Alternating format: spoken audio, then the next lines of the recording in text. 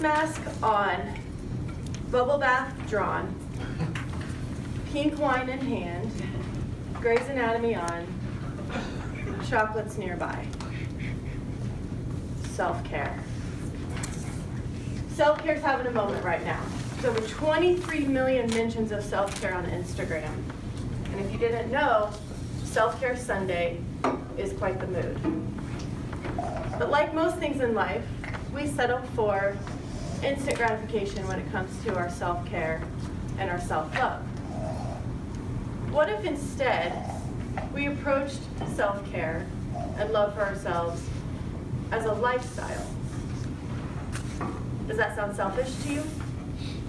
Because it's not. And in fact, caring for yourself is one of the best expressions of love that you can give to others. So what is this lasting self-care I speak of? Habits. Now stay with me.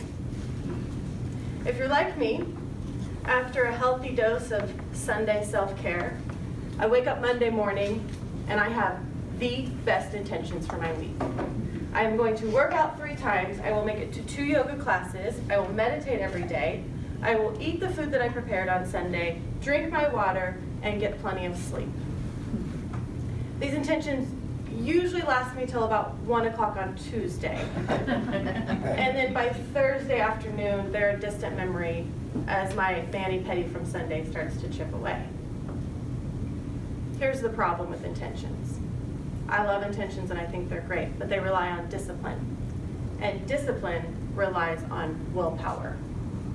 We tend to set up our lives thinking willpower is this endless resource that we have available to us. We all have willpower, but I'm sorry to tell you it's not endless. And it does eventually run out. Don't believe me? Think about the last time you said you were going to eat healthy, and I guarantee you your breakfast was a lot healthier than your dinner. Because as we go through the day and we make decisions, we use up our stores of willpower. And by the end of the day, we're out, and we have to recharge. This is where habits come in. Habits, things you do habitually, take no thought, no effort, and better, no willpower. You just do them. I know I don't need to spend time today convincing you that habits are good and that we should build good habits and break bad habits. But if you're like me, you probably struggle with keeping the good ones and letting go of the bad ones. And I think the reason for the struggle is because we are reaching too far beyond our present capabilities. We're relying too much on willpower to build the good habits and too much on willpower to break the bad ones. I could talk for hours about habits. I don't know why, but it's an obsession of mine. But I won't talk for hours. But I did want to give you today 2 of my favorite tips on how to build lasting habits that don't go too far beyond what we're able to do in the present day. The first one is establishing what is called a keystone habit. A keystone habit is something that you do that then will produce other healthy habits along with it. I personally want to be a person that's healthy. I want to give a lot of priority and focus to my well-being. And in order to do that, I need to exercise consistently. I need to eat the right food for myself. I need to drink plenty of water, and I need to get enough sleep.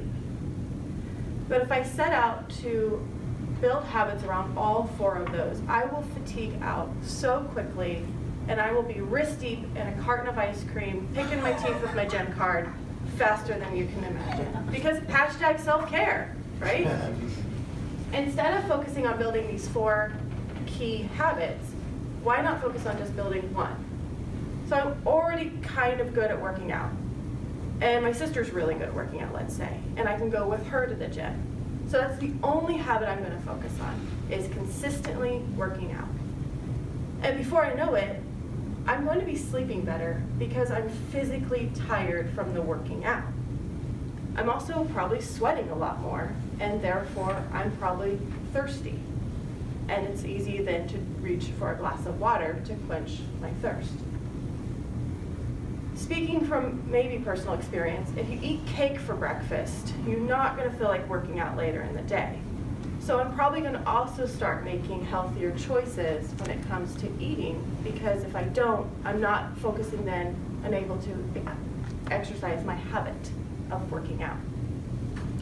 So keystone habit, you pick one thing that then will naturally spur into other healthy habits that you're trying to build.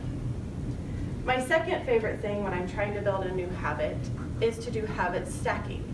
And this is where you take something that you're already doing habitually, not thinking about it, and you stack the new habit with it. It is my hope that everybody in this room has a habit of brushing their teeth in the morning. You probably, though, don't think about it as a habit, but it is, because you do it habitually. I would like to tell you that I meditate every day because I find such great benefits from having a personal meditation practice, but I struggle with executing it every single day. So as I was writing this speech, I got to thinking, well, why don't I stack it with something that I'm already doing every single day, like brushing my teeth? So before I brush my teeth or after I brush my teeth, I meditate. One does not happen without the other. You stack on a new habit with something you're already doing. Now we can continue to go down this road of self-care that is fleeting and focused on instant gratification. Or we can show ourselves the best expression of love by making it a lifestyle, by finding what is that keystone habit in our life that then will produce other healthy habits for ourselves.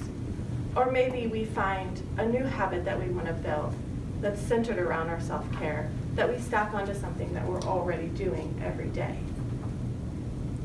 I really want to encourage you this Valentine's Day, and I know this might be a little controversial because Valentine's Day is an expression of love towards others, but I give you permission to think about your expression of love towards yourself and to find something that you can incorporate into your lifestyle every single day that will last beyond that bottle of wine. Thank you.